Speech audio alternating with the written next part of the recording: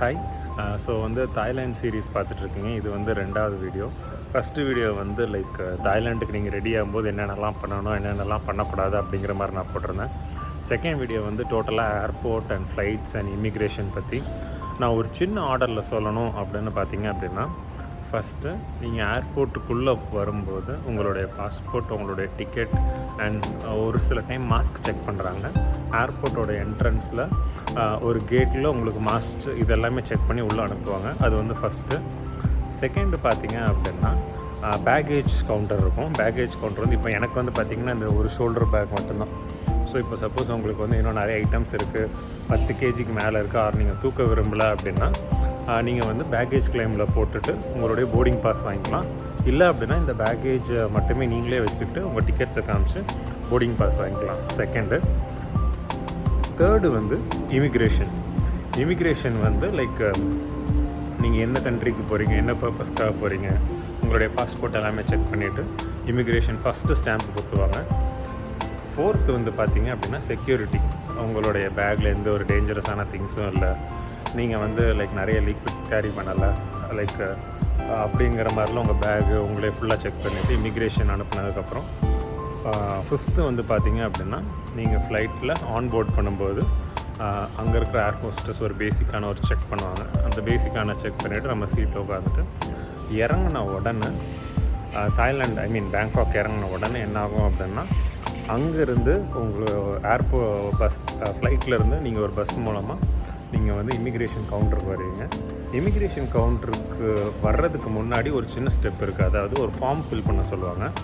அந்த ஃபார்மை நீங்கள் ஃபில் பண்ணி வீசாவுக்கு 2200 பாட் நீங்கள் கொடுத்தீங்க அப்படின்னா ஃபஸ்ட்டு உங்களுக்கு ஸ்டாம்பிங் கொடுப்பாங்க. ஸ்டாம்பிங் கொடுத்ததுக்கப்புறம் 6வது ஸ்டெப் நீங்கள் அந்த ஸ்டாம்பிங்கை காமிச்சு இமிக்ரேஷன் கிட்ட கொடுத்தீங்க அப்படின்னா ஓகே நீங்கள் தாய்லாண்டுக்குள்ளே என்ட்ரு ஆகிக்கலாம் அப்படின்றது. ஸோ இது மட்டும் கொஞ்சம் கன்ஃபியூசிங்காக இருக்கும் நிறைய பேருக்கு. ஏன்னா தாய்லாண்டில் 2 இருக்குது. ஃபஸ்ட்டு ஸ்டாம்பிங் ஒன்று, அதுக்கப்புறம் இமிக்ரேஷன் ஒன்று. ஸோ இது பார்த்திங்க அப்படின்னா ஒரு சில ஊரில் டேரெக்டாக இமிக்ரேஷன் மட்டும்தான் இருக்கும், ஒரு சில ஊரில் பக்கத்தில் இருக்கும். நீங்கள் தாய்லாண்டில் மட்டும் நிறைய பேர் கன்ஃபியூஸ் ஆகி அந்த இமிக்ரேஷன் க்யூவில் போய் ஃபஸ்ட்டு நின்றுவாங்க. ஆக்சுவலாக நீங்கள் ஸ்டாம்பிங் க்யூவில் நின்று கொஞ்சம் நேரம் கழித்து ஸ்டாம்பிங் வாங்கி அதுக்கப்புறம் தான் இமிக்ரேஷன் க்யூவில் நிற்கணும். ஸோ இதெல்லாம் தான் ஒரு 6 ஸ்டெப் பை ஸ்டெப் ப்ராசஸாக நான் சொல்லுவேன். அண்டு இந்த இடத்துல நம்ம ஒரு ட்ராவலராக நம்ம எங்கெங்கெல்லாம் நம்ம இன்னும் பெட்டராக இருக்கலாம் அப்படின்னு பார்த்தீங்க அப்படின்னா, டெஃபினட்டாக இப்போது 11:25 என்னோடய ஃப்ளைட் அப்படின்னா மினிமம் 9 o'clock வந்தால் தான் நல்லாயிருக்கும் ஏர்போர்ட்டுக்கு. ஓகேங்களா? நீங்கள் சென்னையில் எங்கே இருந்தாலும் வேறு எந்த ஊரில் இருந்தாலும் ஒரு 2.5 hours முன்னாடி வந்தால் தான் ரொம்ப நல்லாயிருக்கும். ஏன்னா ஒரு சில நாள் நான் ஏர்போர்ட்டுக்குள்ளே என்ட்ராகி வெறும் 15 நிமிஷத்தில் போர்டிங் பாஸ் வாங்கி இமிக்ரேஷன் கிளியர் பண்ணி செக்யூரிட்டி கிளியர் பண்ணி கேட்டுக்கு போயிருக்கேன். அதே இந்த 4 ஸ்டெப்புமே முடிகிறதுக்கு எனக்கு 1.5 மணி நேரம் கூட ஆயிருக்கு. உதாரணத்துக்கு இந்த டைம் நாம் வந்தப்போ இந்த குட் ஃப்ரைடே தமிழ் நியூ இயர்லாம் சேர்ந்து வந்ததுனால நிறைய டிராஃபிக் இருந்துச்சு. ஏர்போர்ட்டுக்குள்ளே நிறைய பேர் இருந்தாங்க அப்படிங்கிறதுனால ரொம்ப டிலே ஆச்சு எல்லா ப்ராசஸுமே. ஸோ அதனால் டோட்டல் டிலே இருக்கும். அப்படிங்கிறதுனாலையும் நீங்கள் கொஞ்சம் ப்ரீ பிளான்டாக வச்சுக்கலாம் உங்களுடைய அரைவல் டைமு. ஸோ அதான் கணக்கு. லைக் 11 o'clock ஆர் 11:30 அப்படின்னா ஒரு 2.5 hours முன்னாடி வந்துட்டிங்க அப்படின்னா எவ்வளோ டிலே ஆனாலும் நம்ம பார்த்து போய்க்கலாம். ஏன்னா திடீர்னு ஒரு கவுண்டர் க்ளோஸ் பண்ணிடுவாங்க, ட்ரேஸ் இருக்காது. ஸோ வேரியஸ் ரீசன்னால் டிலே நடக்கலாம். ஸோ இதெல்லாம் பார்த்துக்கிட்டோம் அப்படின்னா நம்ம நல்லா அவாய்ட் பண்ணிடலாம். சப்போஸ் நீங்கள் ஃப்ளைட்டில் சாப்பிட விரும்புகிறீங்க அப்படின்னா முன்னாடியே டிக்கெட் போடும்போது நீங்கள் உங்களுடைய ஃபுட்டும் நீங்கள் ஆர்டர் பண்ணிடலாம். இல்லை அப்படின்னா எக்ஸ்ட்ரா பே பண்ணுற மாதிரி இருக்கும்னு நினைக்கிறேன்.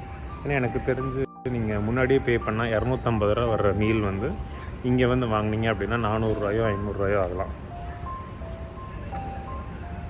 ஸோ அந்த மாதிரி சின்ன சின்ன பேசிக்கான விஷயங்கள் பண்ணும்போது, சப்போஸ் நீங்கள் போர்டிங் பாஸ் கொடுக்கும்போது கொஞ்சம் சீக்கிரமே வந்துட்டிங்க அப்படின்னா உங்களுக்கு விண்டோ சீட் கொஞ்சம் வயசானவங்க அப்படின்னா அந்த வழியில் நடக்கிற சீட் ஐல்னு சொல்லுவாங்க.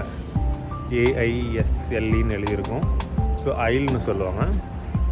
ஸோ அந்த ஐல் சீட்டை நீங்கள் கேட்டிங்க அப்படின்னாலும் அவங்க உங்களுக்கு தருவாங்க. ஸோ அந்த மாதிரி ஒரு பெனிஃபிட்ஸும் நீங்கள் கேட்டு பார்க்கணும். சப்போஸ் நான் 2-3 டைம் ஃப்ளைட் ஃபுல்லாக இருக்கான்னு கேட்பேன். இல்லைங்க நான் அவ்வளோக்கா ஃபுல்லாகலை அப்படின்னு சொன்னாங்க அப்படின்னா சரி விண்டோ சீட்டோ ஒரு ஐல் சீட்டோ இருக்கான்னு கேட்டிங்க அப்படின்னா கொடுத்துருவாங்க. ஏன்னா மோஸ்ட்டாக அந்த கவுண்டரில் சென்னையில் இருக்கிறவங்க தமிழ் ஆட்களாக தான் இருப்பாங்க. ஸோ நீங்கள் தமிழ்லேயே கூட கேட்டு வாங்கிக்கலாம். அடுத்து பார்த்தீங்க அப்படின்னா பேக்கேஜ் வந்து ஒரு சில டைம் செக் பண்ணுவாங்க. எல்லா டைமும் வெயிட் செக் பண்ண மாட்டாங்க, பட் ஒரு சில டைம் செக் பண்ணுவாங்க.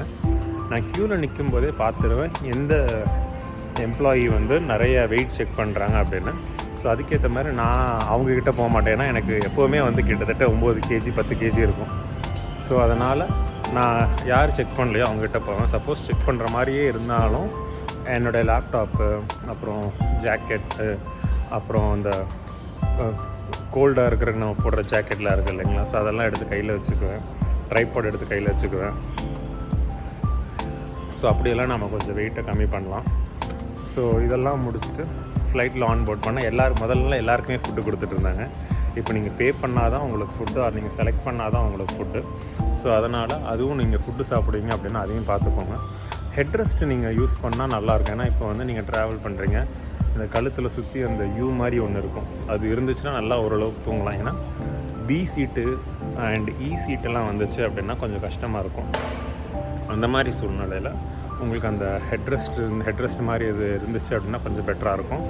அண்ட் உட்காரும்போது உங்களுக்கு தேவையான ஒரு சில திங்ஸ் எடுத்துகிட்டு நீங்கள் சீட்டில் உட்காரலாம். ஃபார் எக்ஸாம்பிள் ஹெட்செட்டு, சப்போஸ் லேப்டாப்னால் லேப்டாப்பு, நீங்கள் மியூசிக் கேட்பீங்க அப்படின்னா அந்த இயர்ஃபோன்ஸு, அப்புறம் தனி பாட்டில் ஆர் பிஸ்கெட்டு எதாவது வச்சுருந்தீங்க, ஆர் ஃபுட்டு வீட்டிலேருந்து பேக் பண்ணி போயிட்டுருந்தீங்க அப்படின்னா நீங்கள் எடுத்து வச்சுக்கலாம். ஸோ அந்த மாதிரி இருக்கும்போது இன்னும் கொஞ்சம் கம்ஃபர்டபுளாக ட்ராவல் பண்ணலாம்.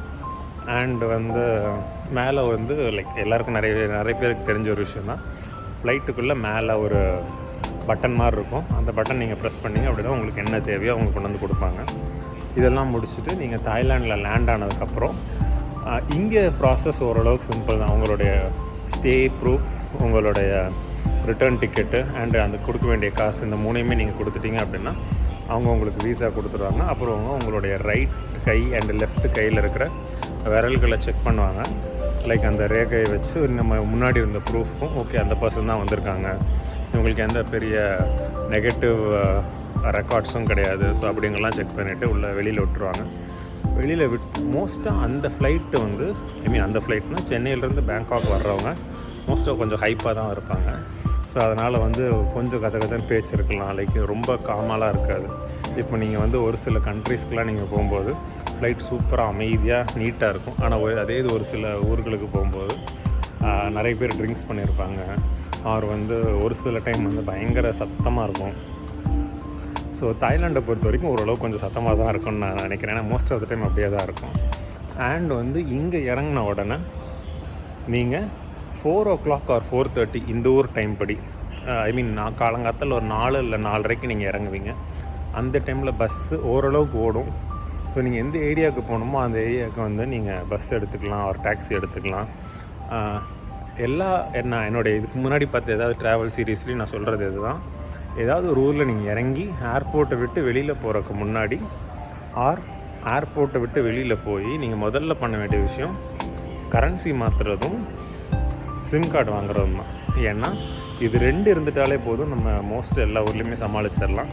என்னை பொறுத்த வரைக்கும் நான் எப்போவுமே இங்கே கரன்சி மாற்ற மாட்டேன். நான் முன்னாடி வீடியோவில் சொல்லியிருந்த மாதிரி அல்சா மால் ஆர் ஓஎம்ஆரில் இருக்கிற ஒரு ஃபாரின் எக்ஸ்சேஞ்சில் தான் நான் கரன்சி மாற்றுவேன்.